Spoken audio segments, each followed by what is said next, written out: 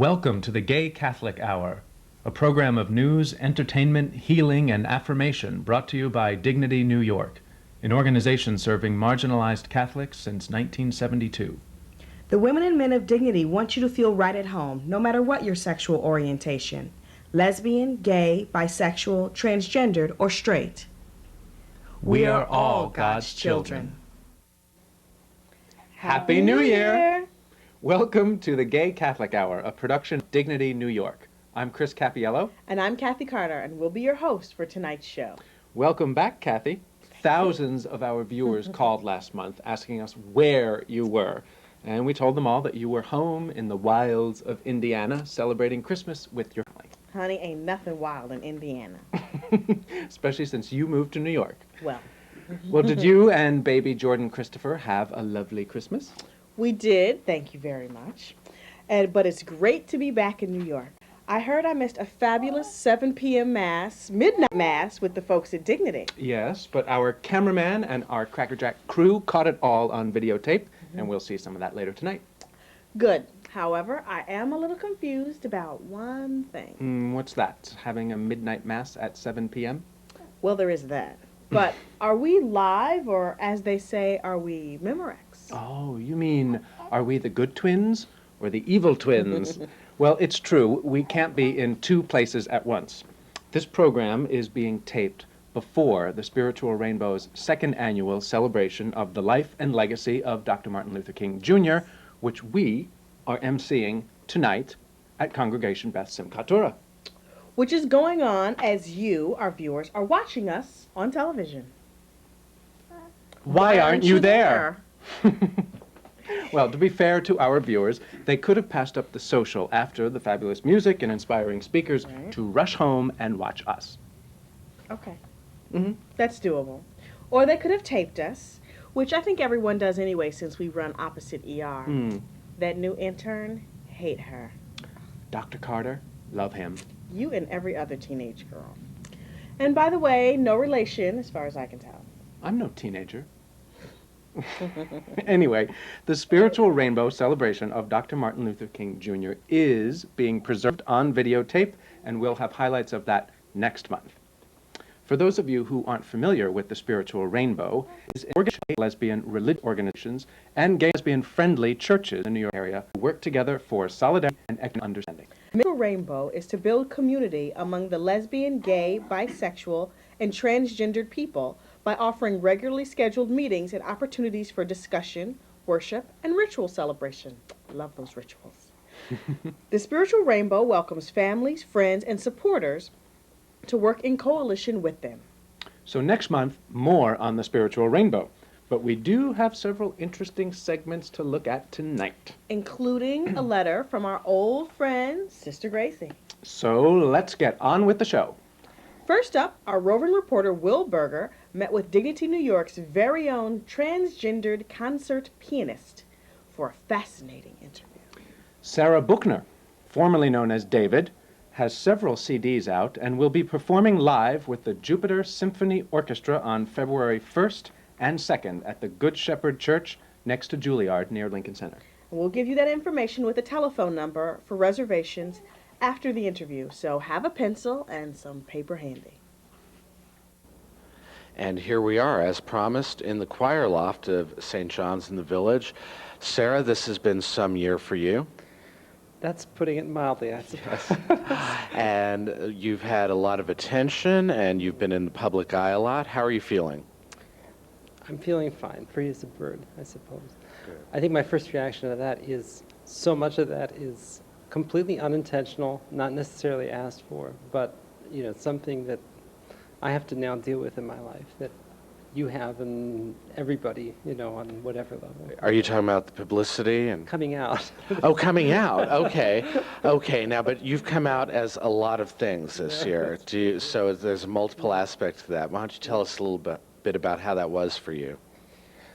It's been much, much better than I anticipated, because for me, I think a large barrier to coming out was the fact that I had a public life, that I had done that in mid-career, and that I could say, well, this is how you do that, Does that make you kind of a first in the music business, in the classical music business, as person of transgender experience? Very much so, yeah. In fact, you are the Yeah, first and the here only. I am, yes, Okay. the first and only, yeah. Right. You saw it here first on the Gay Catholic Hour. Okay. So no role models. What did you do? Where did you get your faith, your power? Where did you get that?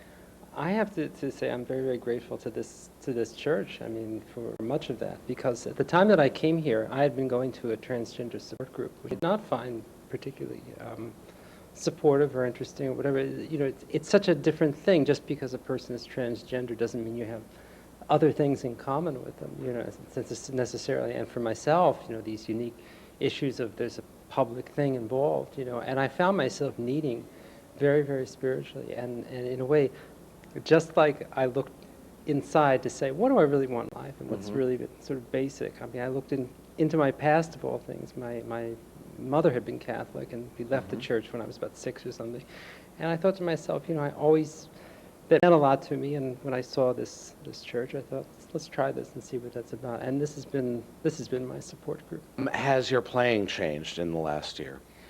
I think, you know, for any artist who would go through what I went through, it'd be impossible for it not to change and to just sort of deepen and get better. Just as you age and you get to know yourself better, that reflects who you are. And I found for myself that I stopped playing with the intention of proving something to people. I very often used to play kind of a little fast and loud and aggressively, kind of like, look what I Over did. Butch? Well, if you must put it that way, yes. I do that too. Yeah. Yes, I've seen you do that. It's not pretty. Well, speaking of divas, how did you like being in the New York Times Magazine? Was that a new sort of level of experience for you? That was huge. Not that I'm jealous, not that I'm sitting around wanting a New York Times Magazine article on me. Are you paying attention, editors? Right. No, that was a mixed blessing. I mean, in a way, it was something I felt I had to do, you know, Right. because honestly, my life had already been turned upside down before coming out, because people were talking about me, and there were rumors, there were even slander letters. There was these horrible things I was dealing with. And when I realized this was what I was going to do, I also determined I'm going to do this in a very deliberate, public way, so that no longer will people say, hey, have you heard about this person? You know, like it's a Right. deep, dark, dirty secret. I mean, that looks stupid if they do that now. It's like I wanted to say, hey, this is it, and you know, deal with it. Anything to look forward to, like maybe a concert in the near future? Well, let's see. The next concert I am playing is with the Jupiter Symphony here in town on February 1st and 2nd, playing an completely unknown concerto that's very, Try me. very beautiful. Swiss composer Hermann Goetz. Good. Okay, Okay. You got me there. Yeah, I you got me you, there. right, Okay. right. Well, he was a great composer, and like all great ones, he died young in his mid-30s. He was a Swiss romantic. The music is very Schumann-esque, very romantic, beautiful stuff. And this is one of my favorite orchestras to play with, because the leader of this orchestra, Jens Nygaard, is a totally off-the-wall original. He was homeless at one point in his life, and the orchestra consists really of young people who are just getting out of college, who are sort of, you know, trying their hand or whatever. And he's one of the first people I told about my plans to come out, and his immediate response was, well, you just come and play as many concerts with us as you want, and let people know that you're playing, you know. So this is one of the concerts we planned. Anything coming up after that? I mean, now And that then you're... my next big deal is a solo recital. In a way, that's a debut on April 30th in Merkin Hall. So Oh, I'm nice. Any clue what you might be tinkling for us on the keyboard? The first half is a lot of Bach transcriptions, including Busoni's version of the Goldberg variations. And the second. Oh, that's like sit up and pay attention music. Yes, it Yeah, is. you Yes, might I'm even have to sorry. rehearse that. Yeah. Well, there's also a final exam for the audience afterwards, right? You know. And then the second half is a premiere of a big new piano cycle. A friend of mine has written, a composer named Larry Bell, who's from Boston, and it's a cycle of 12 preludes and fugues. So it has this kind of Baroque tie-in thing. And I'm also reminded that you were one of Out Magazine's. Now, how did they word that? 100 most what? Awesome. They said 100 people who rocked 1998. So. And you rocked 1998 with your Busoni and Bach there, right? Well, with my something, you know, yes, that's right. I guess so. There I was on the music page. Let's see, I was below Boy George, across from George Michael, and above the transsexual singer Dana International. So I thought that's good company. Not bad, not bad. Some of my favorites. And I don't know what... I don't think the Yankees can win the World Series, and I can come out in the same year will ever happen again. You a Yankee fan? Very much so. Thank This interview is over. Okay. And if you found that interview intriguing, you should hear Sarah live. She's fabulous. She will next be performing live with the Junior Symphony under the direction of Jens Niger on February 1st and 2nd. The concert will be at the Good Shepherd Church at 152 West 66th Street. For reservations or more information, you can call 212-799-1259. That number again is 212-799-1259. And Sarah has about a half a dozen CDs available under the name of David Buchner. I hear her Bach Busoni is fabulous. Well, Chris, people have told me my Busonis aren't bad either. Anyway, you should also remember that Will Berger's book, Wagner Without Fear, is published and on the bookshelves of your local bookstore right now. So you can listen to Sarah's playing, which we'll feature a little bit of at the end of the show, Right. and read all about Oprah's greatest genius in Will's book. An evening of culture and dignity. And if you're watching for the first time, hope you enjoy the program, and we want to let you know who we are not. That's right, Kathy. Dignity is not a group of gay and Catholics who want to change their sexuality.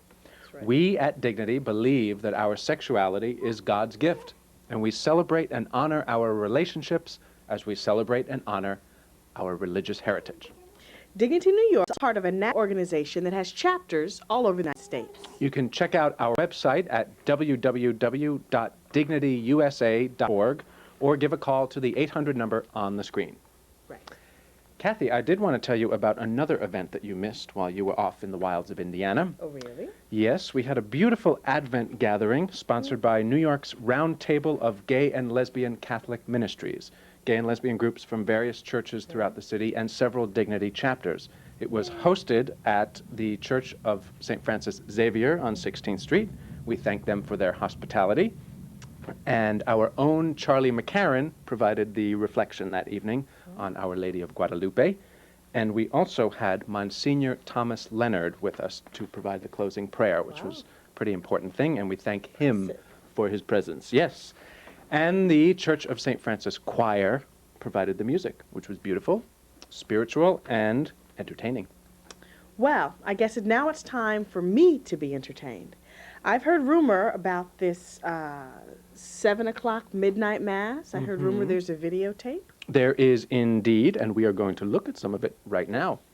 The Judson Memorial Church on Washington Square was kind enough to extend their hospitality to us on Christmas Eve, when there was no other room at no other inn at no other time. So we at Dignity New York, a community in exile, once again found ourselves welcomed by the kindness of strangers, for which we are very grateful. Thank you.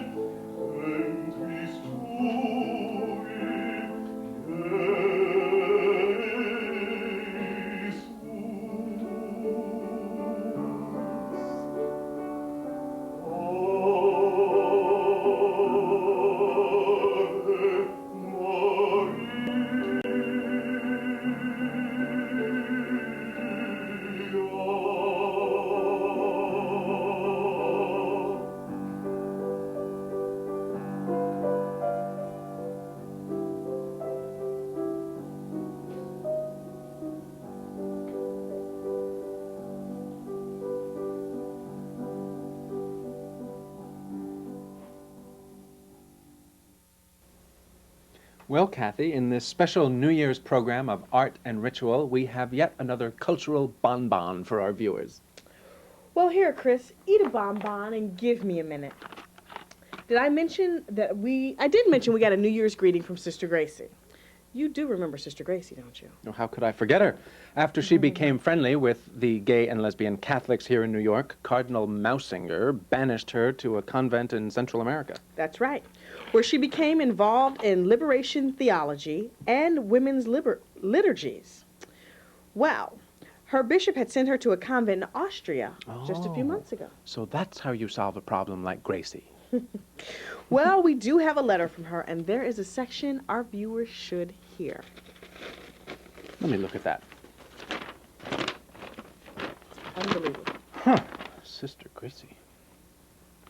So, in yet another attempt to silence my cry for justice, the misogynist and homophobic phallocrats of a medieval church have banished me to the land of chocolate, waltzes, and Maria von Trapp in hopes that calories, schlag, and banality will bore the spirit of Christ within my bosom. I love that part. But here, in what one would think is the center of the conservative church, beats the heart of faith in the voice of the people. There is a movement here stronger than any I've seen anywhere, except perhaps at Dignity, to bring the voice of progressive change before the hierarchical clergy.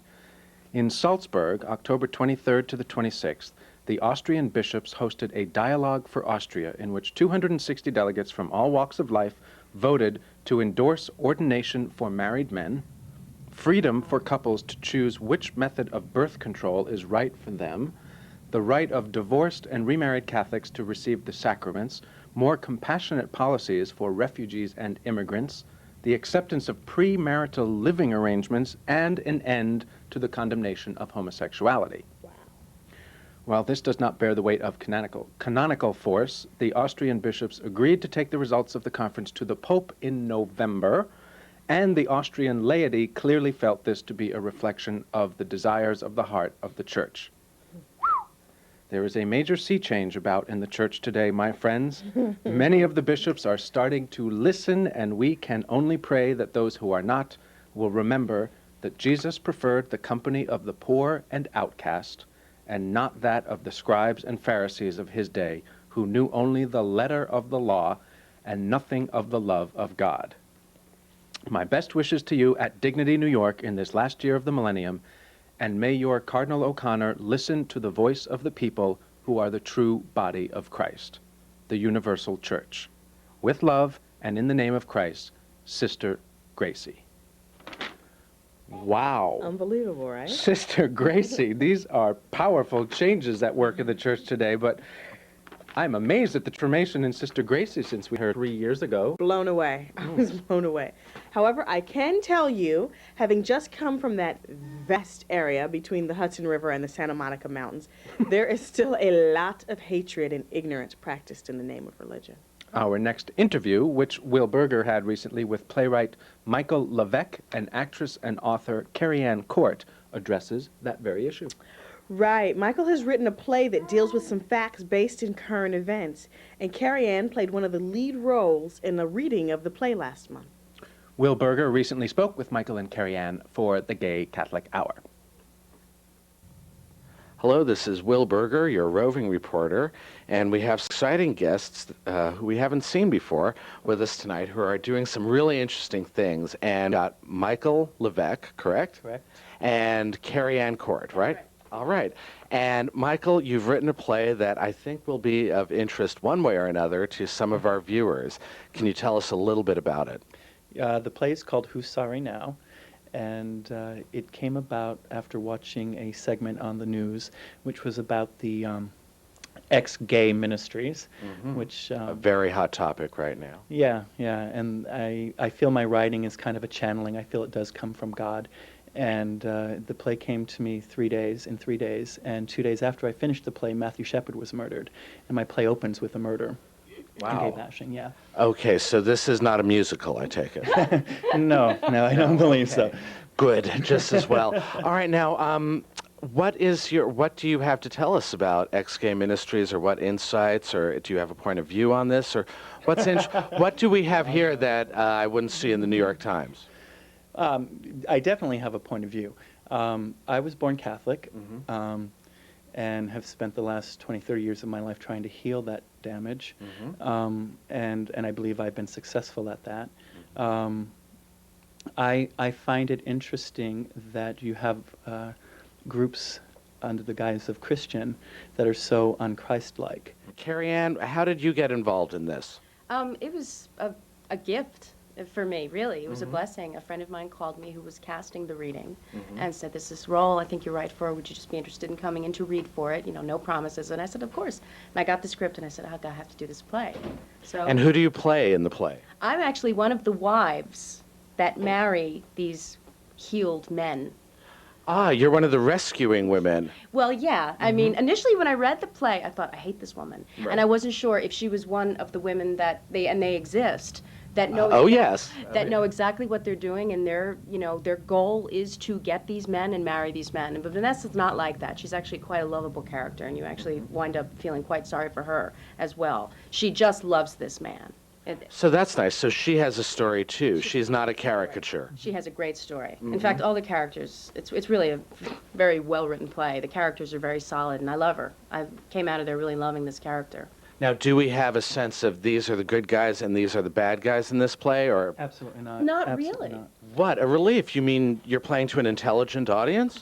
Yes, I believe so. And that And you expect this to go on the boards? I really believe that there will be people in the audience who will walk away saying, that poor guy, he's going back to that horrible lifestyle. The play ends with Vanessa's husband, after basically convincing a friend that this is what he needs to do, realizes that he has been wrong all along.